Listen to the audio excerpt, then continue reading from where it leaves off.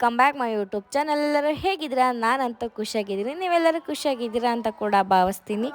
ಹಾಗೇನೇನೆ ಏನಪ್ಪ ಅಂತಂದರೆ ನಾವಿವತ್ತು ಮೈಸೂರು ಲೈಟಿಂಗ್ಸ್ ನೋಡೋಕೆ ಹೋಗ್ತಾ ಇದ್ದೀವಿ. ಅದೊಂದಕ್ಕೆ ಅಲ್ಲ, ಸೊ ನಮ್ಮ ಮನೇಲಿ ಕಾರ್ಯ ಇತ್ತು ಅಂತಂದರೆ ಅಮಾವಾಸ್ಯೆ ಮಾಡ್ತಾರಲ್ಲ, ನಮ್ಗೆ ಅದಾದ 2 ದಿನಕ್ಕೆ ನಮ್ಮ ಮನೇಲಿ ಕಾರ್ಯ ಇರುತ್ತೆ. ಸೊ ಅಲ್ಲಿಗೆ ಹೋಗೋಣ ಅಂತ ಅಂದ್ಬಿಟ್ಟು ಫಸ್ಟು ಮೈಸೂರು ದಸರಾ ನೋಡೋಕ್ಕೆ ಅಂತ ಹೋದ್ವಿ.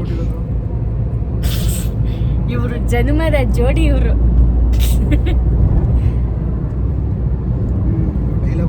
ಈ ಹಾಳಾದ್ಬಿಟ್ಟು ನಮ್ಗೆ ಯಾಕೆ ಸೂರ್ಯದೇವ ಸೂರ್ಯದೇವ ಏನು ನಿನ್ ಟಾರ್ಚರ್ ಅಂತ ಹೇಳಿ. ಓ ಸೂರ್ಯದೇವ, ಹೋಗಿ ನೀನ್ ಕೆಲಸ ಮಾಡೋ ನೀನು. ಇದೀನಿ ಇಬ್ರದು ಮಾಡದಪ್ಪ.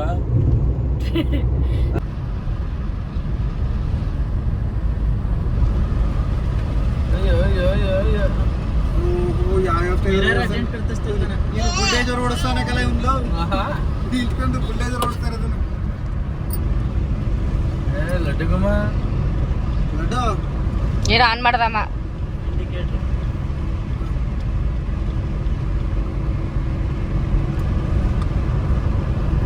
ಅಯ್ಯೋ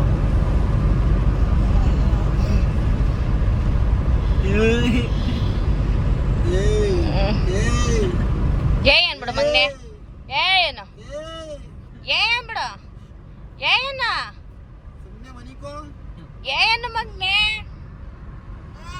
ಹಾ ಏನ್ ಬಿಡು ಕನ್ನಡಿ. ನಾನು ನೋಡ್ಬಿಟ್ಟೆ ವರ್ಮ, 5 ವರ್ಷದಿಂದ ನೋಡದೇ ಇರೋದು, ಬರೀ ಕೇವಲ 5 ಹೇಳಿ ನೋಡ್ಬಿಟ್ಟೆ ವರ್ಮ. ಅಯ್ಯೋ ಲಡ್ಡು.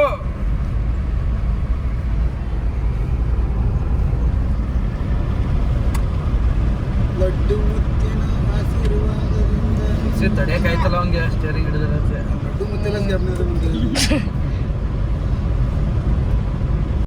ಹಾಗೇನೇ ಫೈನಲ್ ಆಗಿ ನಾವು ಮೈಸೂರಿಗೆ ಹೋದ್ವಿ. ಸೊ ಮೈಸೂರಿಗೆ ಹೋಗೋಷ್ಟೊತ್ತಿಗೆ 8:30 ಆಗಿಬಿಟ್ಟಿತ್ತು ಅನಿಸುತ್ತೆ.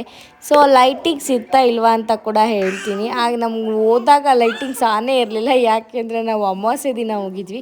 ನವರಾತ್ರಿ ಸ್ಟಾರ್ಟ್ ಆಗೋದು ಅದ್ರ ನಾಳೆಯಿಂದ ನಾನು ಅಂದ್ವಿ, ಬಟ್ ಆದ್ರೂ ಕೇಳಲಿಲ್ಲ ಹೋಗೋಣ ಅಂತಂದರೆ. ಸೊ ಅಲ್ಲಿ ಇಲ್ಲಿ ಸ್ವಲ್ಪ ಲೈಟಿಂಗ್ಸ್ ಹಾಕಿರು. ಪಾಪ ನಮ್ಮಂಗೆ ಬಂದವ್ರು ಸ್ವಲ್ಪ ಅದೇ ಲೈಟಿಂಗ್ಸ್ ಕೆಳಗಡೆ 1-2 ಫೋಟೋ ತಗೊಂಡು ನಾವು ಹೊರಟ್ವಿ.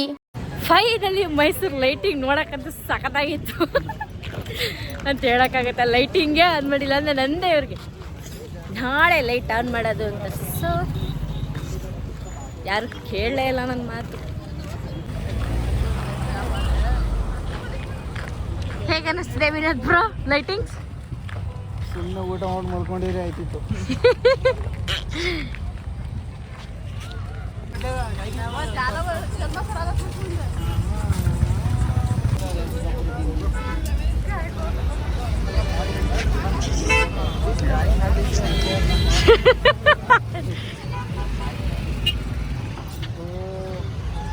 ಮೀಡಿಯಾದವ್ರ ಕಾಡ ಜಾಸ್ತಿ ಅಲ್ಲ ಅಲ್ಲ, ಇಲ್ಲಿ ಕೇಳಿ ಸ್ವಲ್ಪ, ಇಲ್ಲಿ ಕೇಳಿ ಸ್ವಲ್ಪ. ಇಲ್ಲಿ ಹೇಗೆ ಅನ್ನಿಸ್ತಿದೆ ಮೈಸೂರು ದಸರಾ ಲೈಟಿಂಗ್ಸ್ ನೋಡಿ ಹೇಳಿ ಫಸ್ಟು. ಬರ್ದರ ಟೈಮಲ್ಲಿ ಬಂದ್ರೆ